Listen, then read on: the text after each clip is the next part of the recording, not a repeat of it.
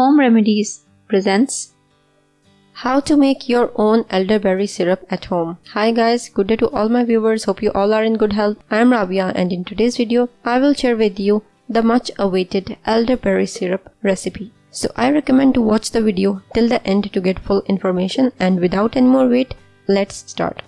As promised in my last video, today I will share with you my homemade recipe that uses homemade elderberry concentrate with synergistic herbs like cinnamon and ginger plus raw honey for an extra immune boost.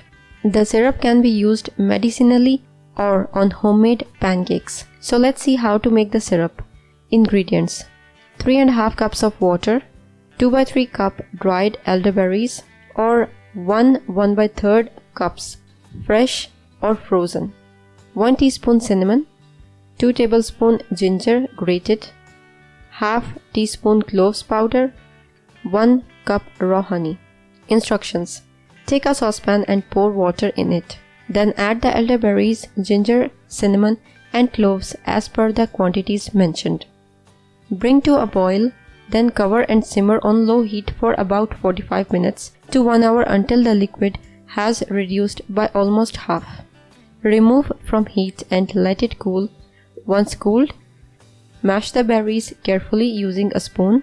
Strain the liquid into a glass jar and let the liquid cool to lukewarm. Once lukewarm, add the honey and stir well.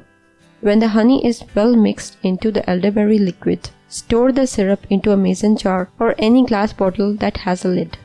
Here you go. Homemade elderberry syrup is ready. Store in the fridge and take daily for its immune boosting properties.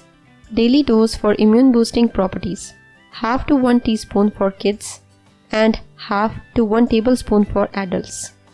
If the flu does strike, take the normal dose every 2 to 3 hours instead of once a day until symptoms disappear.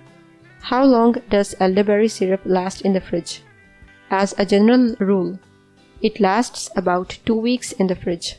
Always take elderberries in moderation because they contain sugars that can cause health problems if consumed excessively. Talk to your doctor to know the ideal amount of elderberries your body can handle and discuss how you can prevent other side effects from developing. If you liked the video and found it informative and helpful, click the like button and subscribe to my channel for new videos daily. Don't forget to press the bell icon to be notified whenever I publish a new video. Share on your social networks to help others benefit from it too. Thank you for watching. Goodbye.